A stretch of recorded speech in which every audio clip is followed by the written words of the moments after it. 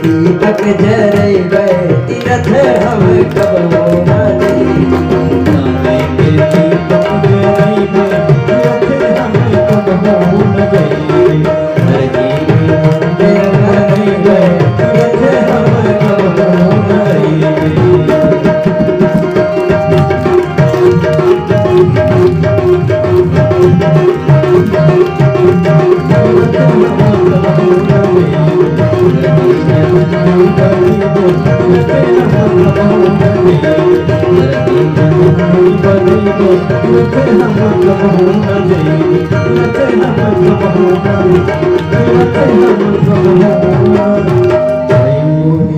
भगवान की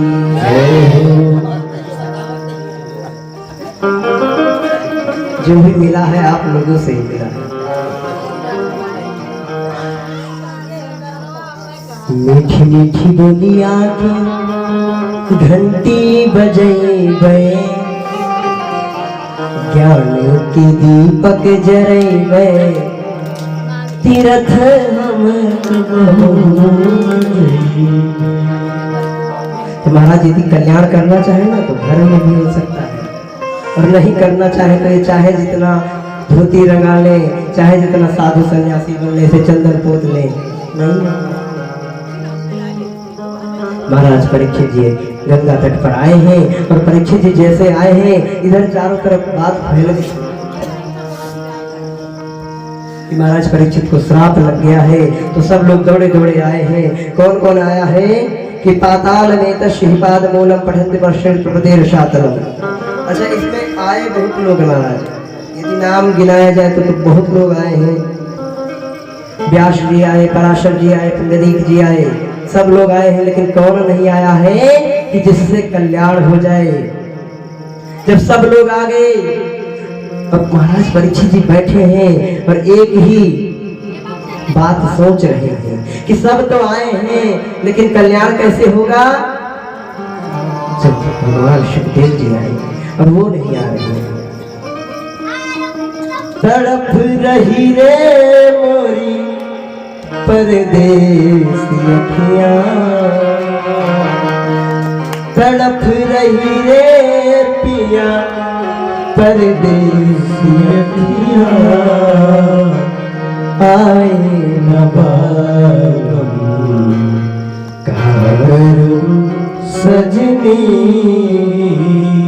आए न बालम। ये जग सारा नींद से हारा, ये जग सारा नींद से हारा, मोहे नींद नाई। मैं घबराऊं डर डर जाऊं, आए वो नाए, आए न बालम करू सजनी, आए न बालम। खोज रही रे पिया परदेसी अखियां, खोज रही रे पिया परदेसी अखियां, आए न बालम। माता एक ठुमरी सुनी होगी, एक ठुमरी है, सजनी आए न बालम। हमारा सब कोई तो आया है, पर जिसका इंतजार है वो नहीं आएगा। आएंगे, क्यों आएंगे? क्योंकि निज प्रेम प्रबल के पाले पढ़कर भगवान को आज बदलते देखा। और अपना मान टले टल जाए, पर भक्त का मान न टलते देखा। आज भक्त के मन में ये चल रहा है कि मेरे कन्हैया आए, इसलिए आएंगे।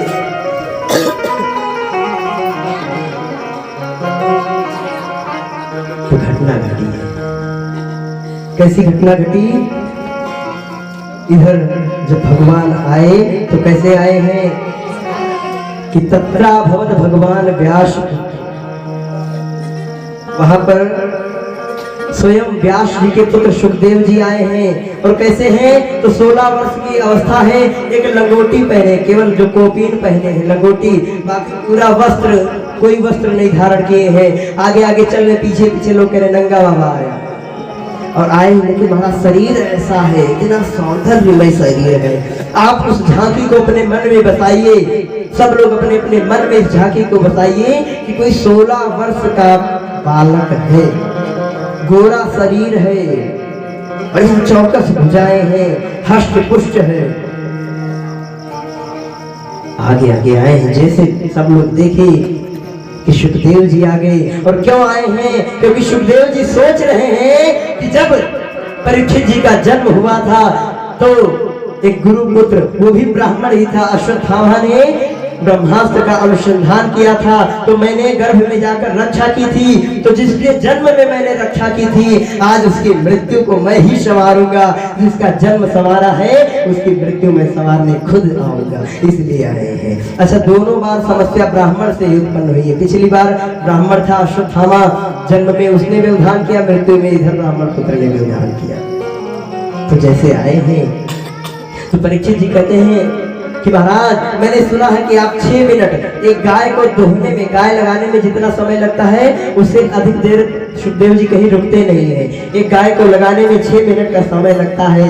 तो वो कहते हैं कि कहीं ऐसा ना हो कि 6 मिनट में हम हाल चाल ही लगा दें और ये चले जाए। तो जैसे ही पहुंचे हैं तो पहला ही प्रश्न करते हैं, महाराज जो मरणासन्न है उसको क्या करना चाहिए, जिसकी मृत्यु होने वाली है उसको क्या करना चाहिए। तो सुखदेव जी हंसने लगे और उन्होंने व्याख्यान किया है, बखान भी किया कि वरिया ने स्ते प्रश्न कृतो लोक हितो नृप। हे राजन, तुमने समाज के कल्याण के लिए प्रश्न किया है। सबकी स्थिति यही है, सब मरने वाले हैं। क्यों? क्योंकि हम लोग, ये भागवत जी की कथा कहती है कि काल ब्याल मुखम ग्रास त्रास निर्नाश हेतवे, संसार का प्रत्येक मनुष्य काल रूपी अजगर के मुंह में बैठा है। एक बात बताइए, हम किसी अजगर के मुंह में बैठे हैं तो हम सुरक्षित कब तक हैं? हम कब तक बचे हैं? जब तक वो अजगर अपना मुख बंद न कर ले। और मुख बंद किया तो गोविंदाय नमो नमः। तो सबको ये प्रश्न करना चाहिए कि अपनी मुक्ति का के लिए क्या करना चाहिए।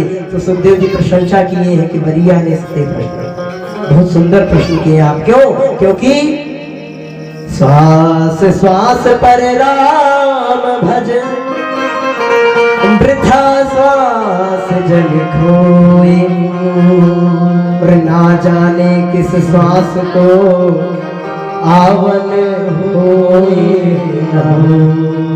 ये कौन सी सांस ऊपर जाए और नीचे ना आए ये भी पता नहीं, इसलिए श्वास श्वास पर राम भज। क्योंकि जगत में जब तू आया था, जगत हंसता तू रोता था, बना ले जीवनी ऐसी, जगत रोए तो हंसता।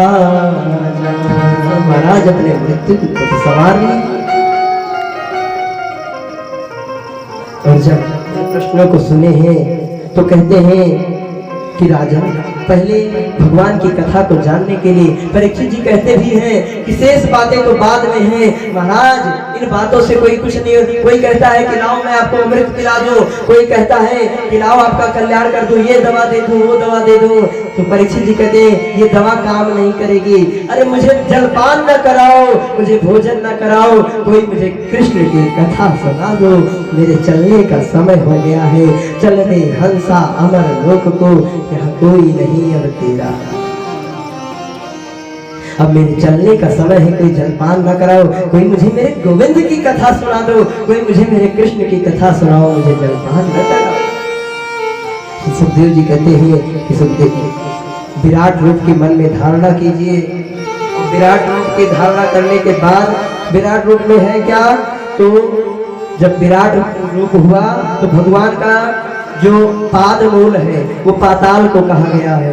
एड़ी तथा पाद का अग्रभाग रसातल है, दोनों गुल्फ महातल है, जंघा तलातल है, दो जांग सुतल है, दो ऊह वितल और अतल है, जघन महीतल और नाभि नतमस्तल कहा गया। इधर सुखदेव जी कहते हैं कि देखिए, कन्हैया को जब कृपा करना होता है ना तो किसी भी रूप में कर देते हैं। और कन्हैया ये नहीं देखते कि आप MBBS हो, आप MBBS हो कि नहीं। महाराज उनकी तो कृपा है।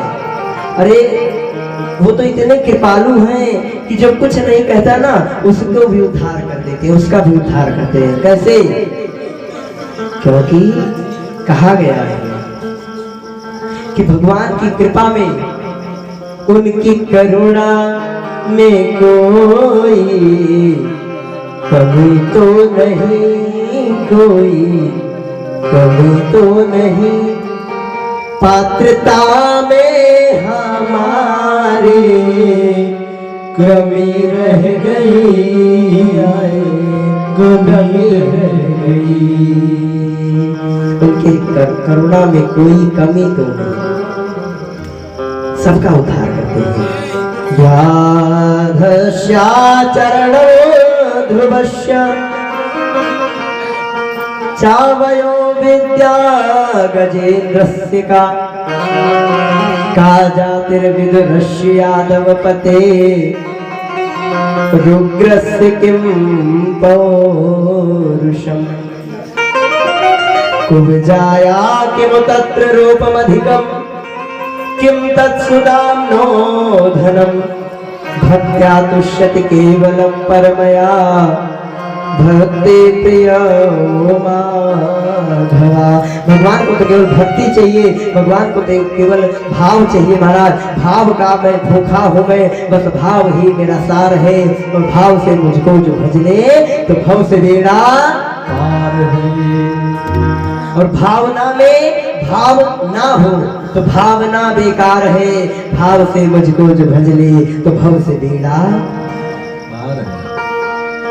महाराज को उनको तो कृपा करना है, किसी भी रूप में कर सकते हैं, किसी भी स्वरूप में कर सकते हैं। जो कोल भील थे महाराज, वनवास में रहते थे, उनके यहाँ राम जी जा जाके कृपा किए। और राम जी जाते थे और वन के तरफ जा रहे थे, आगे आगे राम जी, बीच में मैया सीता, पीछे लक्ष्मण जी। जो ये कोल भील थे, जो नगर गांव के लोग थे, ये लोग जब देखते थे उस सुंदरता को, उस झांकी को देखते थे तो ये लोग कहते थे, इनके मन में भी एक बात आती थी कि कवने नरसवा के जसवा उजरी गई के करी दुवरिया न छावहे रह जाता आजू हमरे गाँव। अरे आप राजा के पुत्र हैं, ऐसे वन वन भटक रहे हैं। कवने नरसवा के दसवा उजरी गईले के करी दुवरिया न छावले बबुआ रह जाता आजू हमरे गाँव।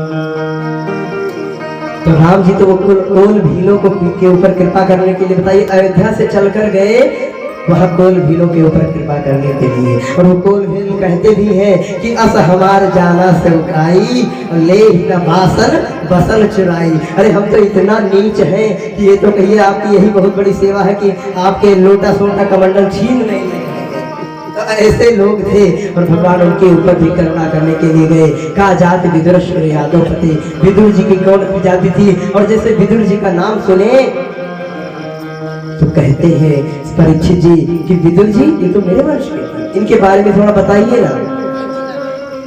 तो सुखदेव जी कहते कि सुनो, एक बार विदुर जी धृतराष्ट्र को समझा रहे थे कि देखो पांडव तुम्हारे संतान हैं, उनको भी राज्य का हक है, उनको भी राज्य दे दो।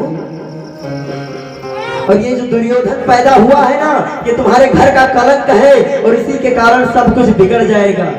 और इन बातों को दुर्योधन एक दीवार के किनारे से सुन रहा था। तो उसने कहा, अरे दासी पुत्र, खाते हो मेरा और गाते हो उन पांडवों का, निकल जाओ मेरे राज्य से। विदुर जी शांत हो गए। देखिए कभी कभी दुष्ट व्यक्ति को अपना मंत्रणा भी नहीं बताना चाहिए, हमारा सुझाव नहीं देना चाहिए, समझाना नहीं चाहिए। जो दुष्ट है वो दुष्टता करेंगे ही। तो जब विदुर जी को ऐसे दुर्योधन ने कहा कि मेरे राज्य से निकल जाओ, तो आज विदुर जी अपने धनुष को उठाए हैं और कौरवों के द्वार पर लाकर रख दिए हैं। धनुष रखने का तात्पर्य क्या है? मैं तो तुम्हारे राज्य से जा रहा हूँ, यदि तुम्हें लगता हो कि मैं जाऊंगा और पांडवों से मिल जाऊंगा तो ऐसा नहीं, मैंने तुम्हारा नमक खाया है, मैं पांडवों से मिलूंगा नहीं और मैं किसी के भी तरफ से युद्ध नहीं करूंगा। तो ऐसा कहकर भगवान चले गए हैं, विदुर जी चले गए। और एक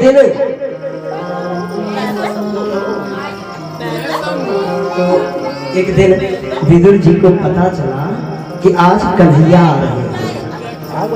ध्यान दीजिएगा, जो नए पढ़ने लिखने वाले बच्चे हैं, आप लोगों ने सुना होगा, एक कवि हुए हैं रामधारी सिंह दिनकर। महाराज दिनकर जी की ऐसी ऐसी रचनाएं हैं। दिनकर जी ने एक रश्मि रथी नाम की एक रचना की है और रश्मि रथी में इन विषयों को रखा भी है। कैसे कि एक बार विदुर जी को पता चला कि हमारे यहाँ राज्य में, यहाँ राज दरबार में कन्हैया आ रहे हैं आज समझाने के लिए। तो विदुर जी कहते हैं विदुरानी से, अजी सुनती हो आज लाला आ रहा है, चलो ना दर्शन करके आते हैं। तो विदुरानी जी कहते हैं मैं नहीं जाऊंगी दर्शन करने, यदि उनको मुझसे प्रेम है तो वो स्वयं आए और मुझे दर्शन दे के जाए। तो विदुर जी कहते तो बावरी हो गई है तू, वो राज दरबार के काम के लिए आ रहे हैं, तुझे यहाँ दर्शन देने आएंगे, चल मेरे साथ दर्शन कर लेना। विदुरानी जी के साथ आई है। इधर भगवान श्री कृष्ण कौरवों को समझाने के लिए सभा में आ रहे हैं। महाराज राजमार्ग सजा है, हजारों हजार लाखों लाख करोड़ों करोड़ों की भीड़ लगी है और उस भीड़ के बीच से रथ निकल रहा है। भगवान समझाने के लिए आए हैं। और जैसे ही भगवान ने दूर से देखा कि विदुर जी दूर खड़े हैं तो भगवान उधर देख नहीं रहे। अच्छा, भगवान भी परीक्षा लेते हैं कि भक्त कैसा है। भगवान विदुर जी के तरफ देख नहीं रहे हैं, विदुर जी अपनी तरफ से देख रहे हैं। प्रभु एक बार तो इधर देख लीजिए, प्रभु एक बार तो इधर देख लीजिए। लेकिन भगवान अभी देख नहीं रहे हैं। थोड़ी देर में विदुर जी का भाव उमड़ आया और रोने लगे, कन्हैया ये दुनिया वाले मुझे धिक्कार दे, दुनिया वाले मेरा तिरस्कार कर दे, वो मंजूर है, लेकिन तेरे दर से यदि मैं टाला गया तो कहाँ जाऊंगा। नजरों से गिराना ना चाहे जितनी सजा देना, नजरों से जो गिर जाओ, नजरों से जो गिर जाओ, मुश्किल है संभल जाना, नजरों से जो गिर जाए, मुश्किल है संभल जाना। कन्हैया यदि सब लोग मुझे अपने दर से डालेंगे तो पता चलता है तो मुझे मंजूर है, लेकिन यदि तुम नहीं देखोगे तो आज तुम्हारे भक्त की हानि हो जाएगी। भाव उमड़ा, रोने लगे विदुर जी और रोते रोते देख रहे हैं कन्हैया एक बार तो देख ले, कन्हैया एक बार देख ले। प्रभु फिर भी नहीं देख रहे हैं तो विदुर जी का और भाव उमड़ा। तो विदुर जी रोते रोते कह रहे, कन्हैया प्रेम तुम करते हो पर दुख भी देते हो, प्रेम भी है और दुख भी देते हो। तो जब भाव को देखे तब कन्हैया ने दूर से ही हाथ हिलाया, काका राम राम, काका काकी कैसी हैं? अभी मैं आपके यहाँ भोजन के लिए आऊंगा। अब विदुर जी तो इस बात को सुने, विदुरानी सुनी, विदुरानी कहीं दौड़ो जल्दी जाओ बाजार कुछ भोजन के लिए सामान लेके आओ। और विदुर जी उधर सामान लेने के लिए आए, इधर विदुरानी जी आई, जल्दी जल्दी तैयार करने होने लगी महाराज। लेकिन है क्या, गरीब हो गए हैं, गरीब है महाराज, अब गरीब है। लेकिन गरीब कौन है, निर्धन कौन है? कबीरा सब जग निर्धना, धनवंता नहीं कोई, धनवंता सोई जानियो, जाको राम नाम धन। हमारा धन नहीं है लेकिन भाव है। विदुरानी आज सोच रही है कि आज कन्हैया आएंगे, और तैयार भी हो रही हैं माताएं, तैयार तो होती ही हैं, और तैयार हो रही हैं। कैसे तैयार हो रही हैं? तैयार होते ही गा भी रही है हमारा साथ साथ कि हरि दर्शन को प्यासी अखियां, अखियां हरि दर्शन को प्यासी, देखन चाहो कमल नयन को, देखन चाहो कमल नयन को, निस दिन रात उदासी, हरि दर्शन की प्यासी। इधर विदुरानी जी सज रही है, संवर रही है। उधर भगवान जब दरबार में पहुंचे तो दुर्योधन से कहते हैं कि देखो ऐसा है कि पांडव तुम्हारे भाई ही हैं। रश्मि रथी में रामधारी सिंह दिनकर जी ने इस घटना को लिखा भी है, सचित्र वर्णन किया है। हो गया पूर्ण अज्ञातवास, पांडव लौटे वन से साहस, पावक में कनक सदृश तब कर, वीरत्न किए कुछ और प्रखर। और सच कहा गया है, सच है विपत्ति जब आती है, कायर को भी दहलाती है, और सूरमा नहीं विचलित होते, क्षण एक नहीं धीरज खोते। पांडव अज्ञातवास करके आए हैं और सोचते हैं कि हमारे हिस्से का राज्य हमको मिल जाए, तो उसी के लिए भगवान आए हैं समझाने के लिए। और कैसे समझा रहे हैं? हे दुर्योधन देखो, वर्षों तक वन में घूम घूम बाधा विघ्नों को चूम चूम, सह धूप घाम पानी पत्थर, पांडव आए कुछ और निखर। मैत्री की राह बताने को, भीषण विध्वंस बचाने को, सबको सुमार्ग पर लाने को भगवान हस्तिनापुर आए, पांडव का संदेशा लाए। संदेशा लेकर आए हैं और कहते क्या है कि दो न्याय अगर तो आधा दो। भाई हिस्से का तो आधा होता है, तो दो न्याय अगर तो आधा दो, पर उसमें भी यदि बाधा हो तो दे दो केवल 5 ग्राम, रखो अपनी धरती तमाम, हम वही खुशी से खाएंगे, परिजन पर हंसी न उठाएंगे। यदि नहीं दे पा रहे हो आधा राज्य तो 5 गांव ही दे दो, हम वही खुशी से रह लेंगे, तुमसे मांगने नहीं आएंगे। तो दुर्योधन कहता है कि केशव सूचाग्रे नैव न दास्यामि बिना युद्धेन केशवा। 5 गांव तो छोड़ो, सुई की एक नोक भी नहीं दूंगा बिना युद्ध के। दुर्योधन वो भी दे न सका, आशीष समाज के ले न सका, उल्टा हरि को बांधने चला। दुर्योधन कहता है कि अरे ग्वाले, गोपियों की चीर को चुराता था, तो माखन चुराता था, थोड़ी थोड़ी सी छाछ चुराता था, और आज न्याय की बात कर रहे हो। दुर्योधन वो भी दे न सका, आशीष समाज के ले न सका, उल्टा हरि को बांधने चला। अपने सैनिकों से कह रहा है कि बांध लो इस गणरिये को। उल्टा हरि को बांधने चला, जो था साथ साथ नहीं चला। आज भगवान को कोई बांध सकता है? दुर्योधन वो भी दे न सका, आशीष समाज की ले न सका, उल्टा हरि को बांधने चला, जो था साध साधने चला। हरि ने भीषण हुंकार किया, अपना स्वरूप विस्तार किया। जब नाश मनुज पर छाता है, पहले विवेक मर जाता है।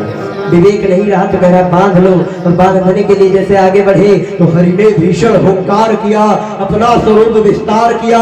डगमग डगमग दिग्गज डोले, भगवान कुपित होकर जंजीर बड़ी कर साध मुझे, हा हा दुर्योधन बांध मुझे। ये देख गगन मुझ में लय है, ये देख पवन मुझ में लय है, मुझ में विलीन संसार सकल, मुझ में विलीन झंकार सकल। उदयाचल मेरा दीप्त भाल, बहुअक्षर मंडल विशाल, और जंजीर बड़ी कर साध इन्हें, हा हा दुर्योधन बांध मुझे। बांध सकता है तू मुझको? और जैसे उस विराट को भगवान को देखे, दुर्योधन का तुम्हारा माथा ठनक गया। अरे क्या समझे थे और ये क्या निकल पड़े। ये देख गगन मुझ में लय है, ये देख पवन मुझ में लय है। किसे बांधने की बात कर रहे हो तुम? महाराज ऐसे भगवान फटकारे हैं, डगमग डगमग दिग्गज डोले, भगवान कुपित होकर बोले, क्रोध में आ गए। अब धृतराष्ट्र इशारा कर रहा है दुर्योधन को कि जाके पैर को पकड़ ले, नहीं तो मारे जाओगे। पैरों को पकड़ा है, लेकिन जब ऐसे भगवान डांटे हैं ना तो थी सभा सन्न, सब लोग डरे, चुप थे या थे बेहोश पड़े। केवल दो नर न अघाते थे, जो देख देख सुख पाते थे। केवल दो लोग संतुष्ट थे। तो दुर्योधन कह रहा है कि केशव, मैया ने तुम्हारे लिए भोजन बनाया है, चलो भोजन कर लो।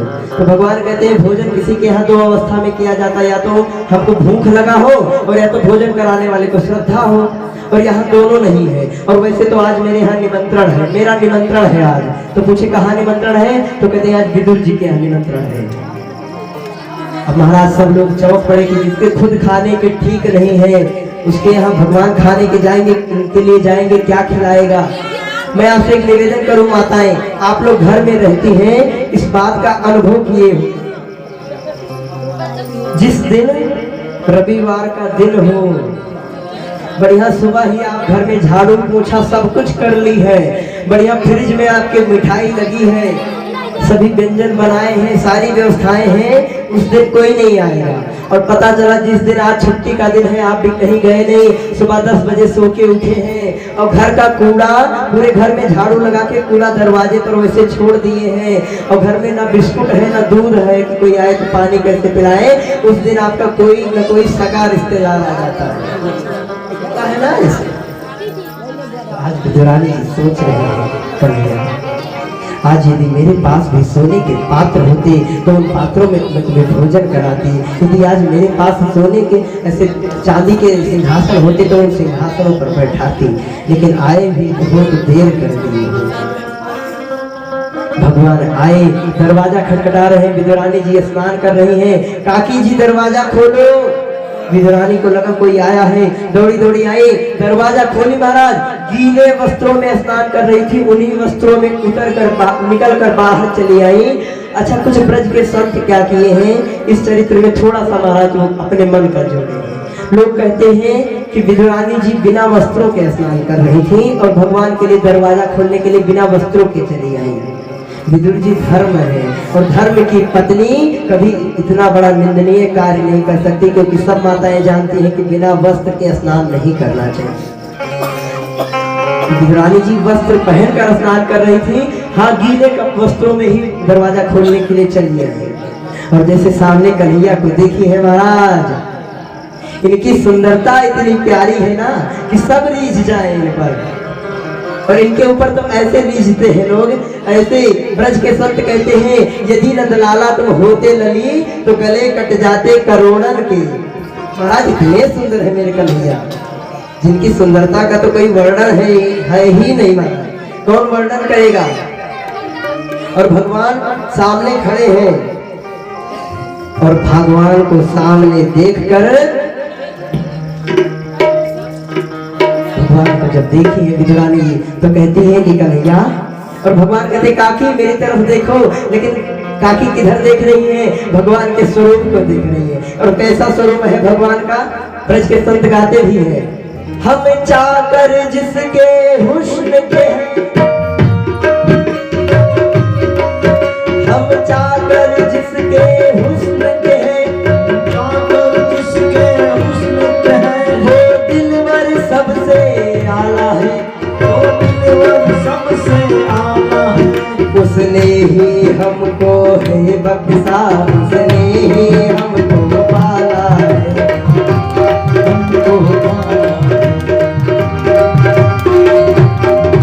हरे आन हंसी, हरे आन खुशी, हरे आन खुशी, हरे आन हंसी, हरे आन खुशी, हरे आन खुशी, हरे आन अमीरी है बाबा। जब आशिक मस्त फकीर हुए फिर क्या दिलगी है बाबा।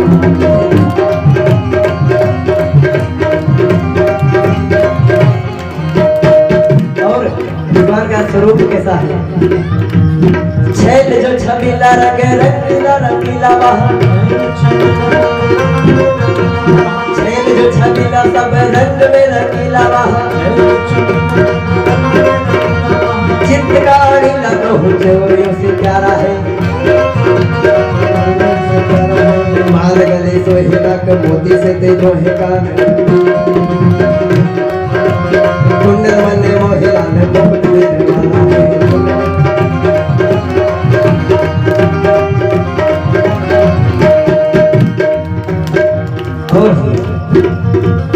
नैन चकोर दुख चंद को वार डारो स्वरूप इतना प्यारा है कि क्या क्या वार दे हमारा न्यौछावर कर दे नैन चकोर मुख चंद को मार डारो चित्त मनमोहन चित्त चोर पे प्राण को मार डारो हसन दसन लाल हिरन कटिल दावलो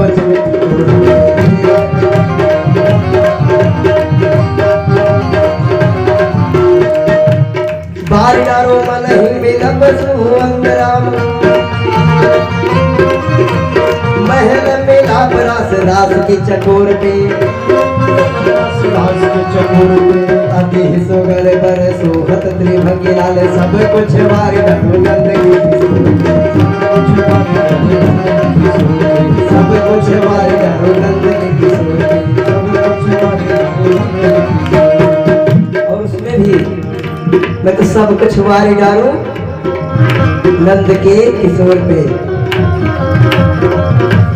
क्या क्या वारेंगे आप लोग थोड़ा बताइए ना आप लोग क्या क्या वार सकते हैं कन्हैया पे गाँवों के भोले ग्वालों की छलहीन मधुर बातों की कसम ब्रज की उन सरल रमणियों संग चंदा तारो रातों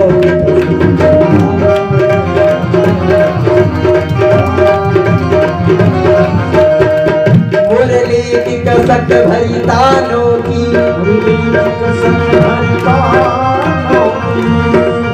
कुंजन कुंजन घाटों की कसम हाथों की कसम ब्रज जीवन गोकुल ग्वालों के सभी अलग अलग नाटों की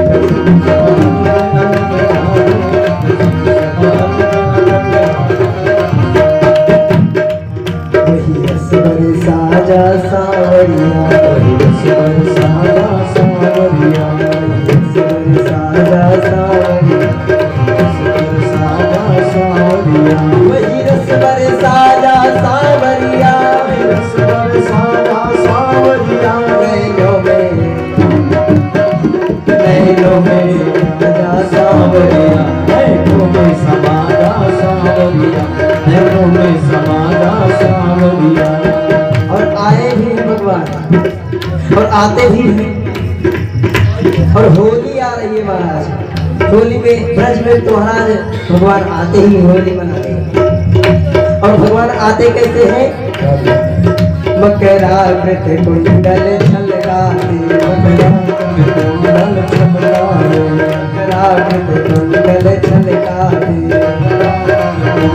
छलकाते मस्ती से नाचते खिलाते कैसे आ रहे हैं मकराकृत कुंडल छलकाते मस्ती से नाचते खिलाते मस्ती से नाचते खिलाते सब सुंदरता को लज्जाते अधरामृत भर कर मुरली में अधरामृत भर कर मुरली में होली के रसिया आए होली के रसिया आए क्योंकि उसमें भी दिल दिया एतबार की हद थी और जा दिए तेरे सब गुजार की हद थी और मर गए हम खुली रही आंखें ये तेरे इंतजार की अखियां उड़े दिया दिल बेकरार अखियां उड़े दिया दिल बेकरार ना आजा सोने माही दिलो घबराए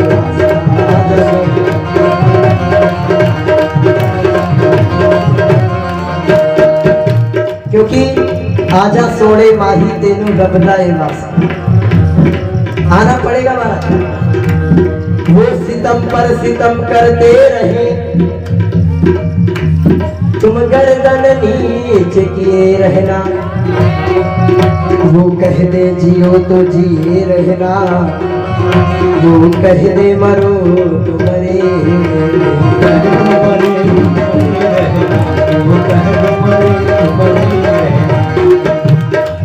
और उसमें भी मारा एक बिरहन कहती है कि कन्हैया से यदि ऐसा प्रेम मैंने जोड़ लिया एक दिन ऐसा अवसर होगा एक दिन ऐसा अवसर होगा एक दिन ऐसा अवसर होगा एक दिन ऐसा अवसर होगा मेरा काजल मेरे घर होगा मेरा घर होगा मेरा काजल घर पर होगा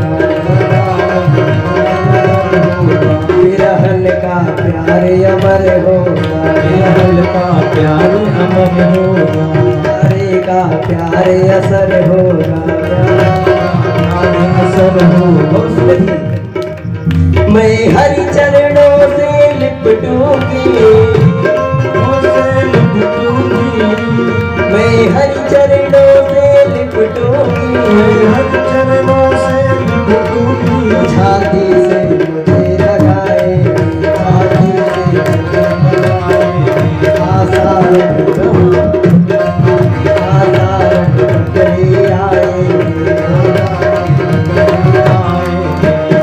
आप लोग हाथ उठाइए ना दोनों हाथ और जब उठाएंगे ना तो मुझे भी लगेगा कि अब कैसा अवसर होगा।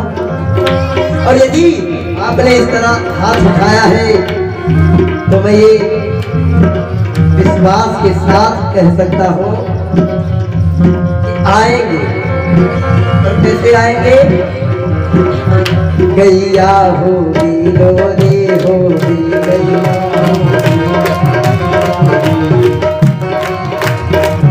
माखन होगी चोरी होगी माखन होगी चोरी होगी माखन होगी चोरी होगी माखन होगी चोरी होगी छीना झपटी पर जोरी होगी गलियों दधी माखन बरसेगा गलियों दधी माखन बरसेगा वाले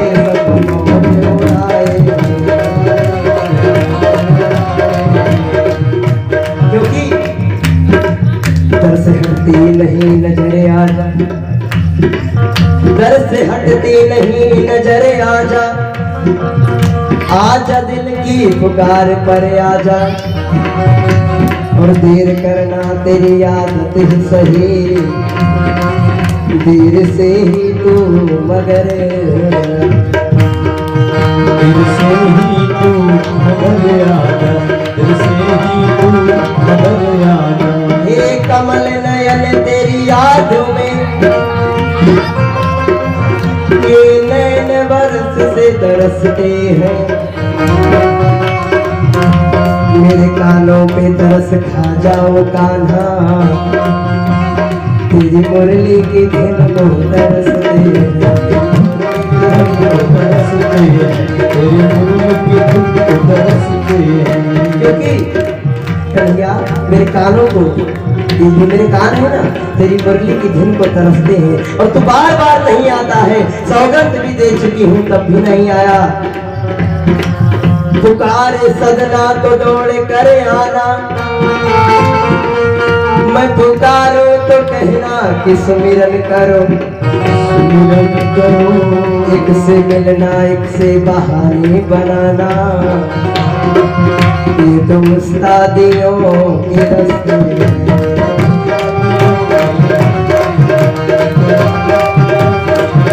और उसमें भी मौत का खौफ नहीं मुझको,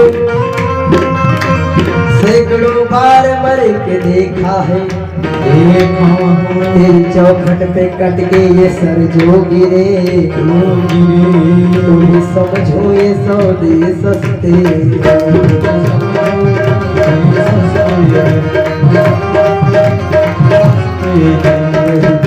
लुटा जा सावरिया, लुटा जा सावरिया, लुटा जा सावरिया, वही प्यार लुटा जा सावरिया, वही प्यार लुटा जा सावरिया, वही प्यार लुटा जा सावरिया,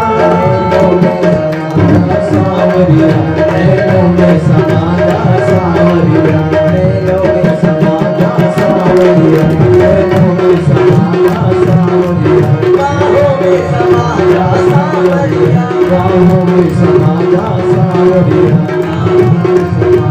सावरिया,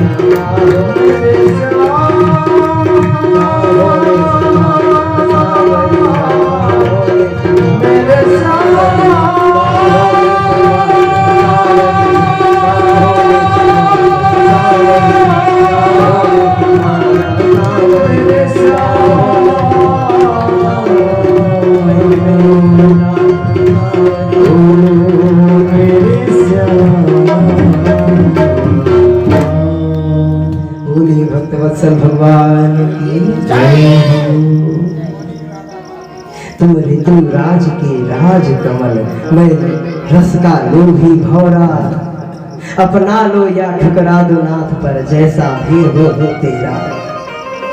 हम कोई लीपा पोती नहीं किए हैं, जैसे थे वैसे आपके दर पे चले आए हैं, और या तो अपना लो और या तो ठुकरा दो, और ठुकराओगे तो लोग कहेंगे कि उस दर से ठुकराएंगे।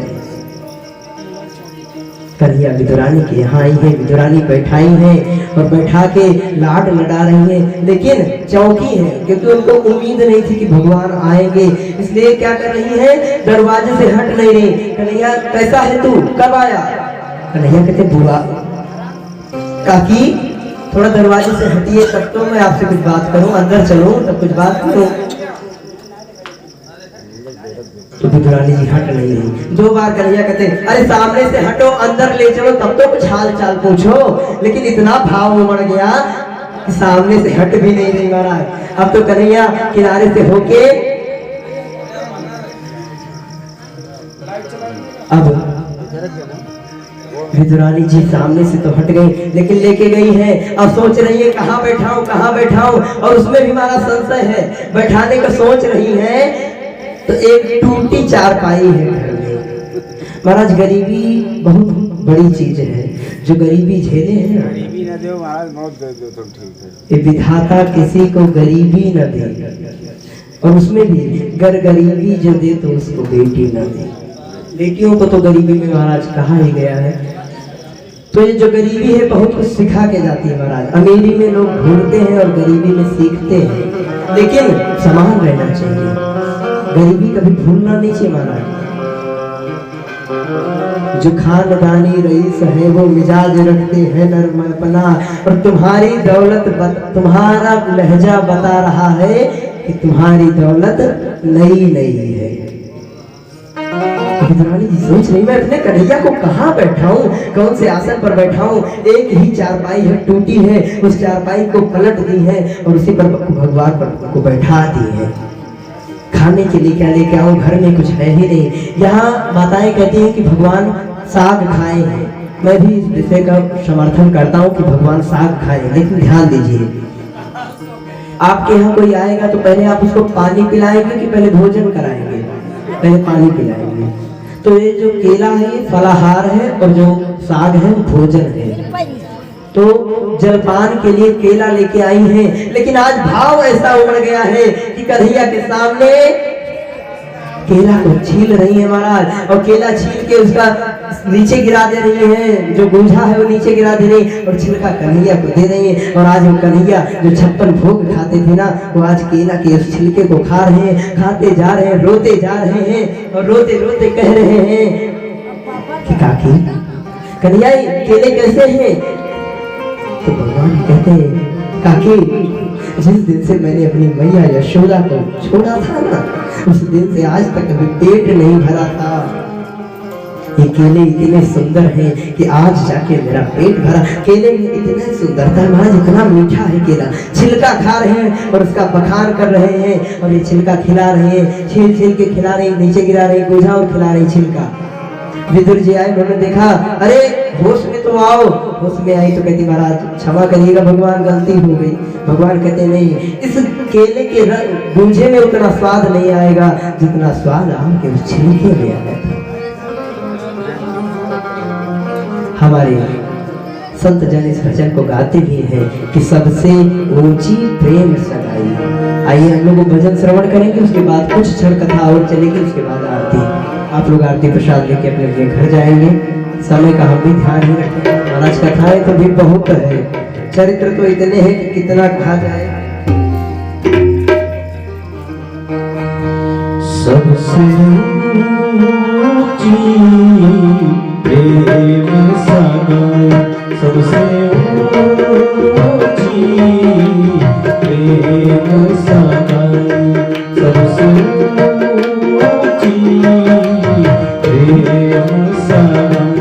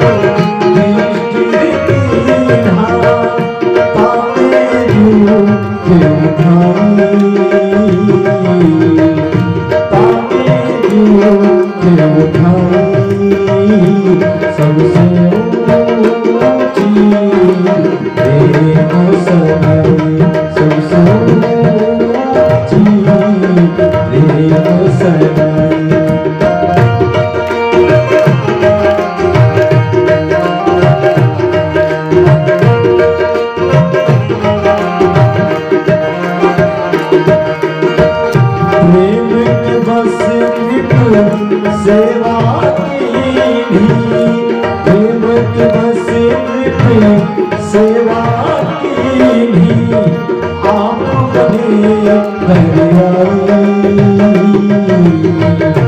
आप बने हरियाली, सबसे ऊंची बेगूसराय, सबसे ऊंची बेगूसराय, सबसे ऊंची बेगूसराय।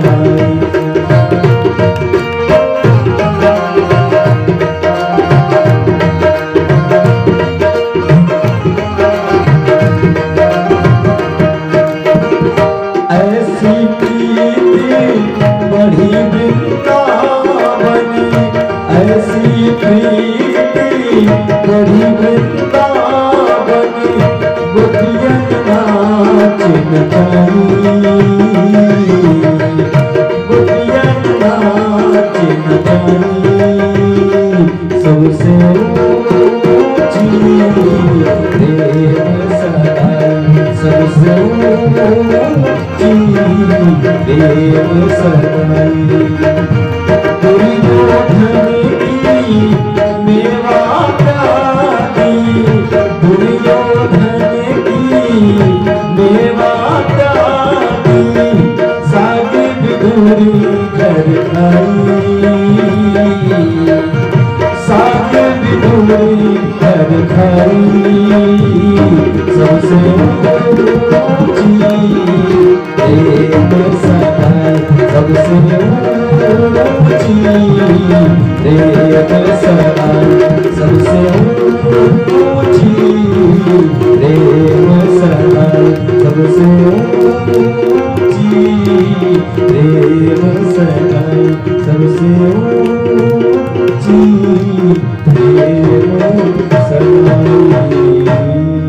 अंतर भगवान की जय। इस प्रकार विदुर जी की कथा को मैंने आप लोगों को श्रवण कराया। आगे काल प्रमाणवाद के लक्षण शिव मनोत्तर घटी तथा देवादि की आयु का प्रमाण है महाराज। शेष आगे कथा में पढ़ेंगे तो वराह भगवान के द्वारा पृथ्वी का उद्धार है और उनकी स्तुति।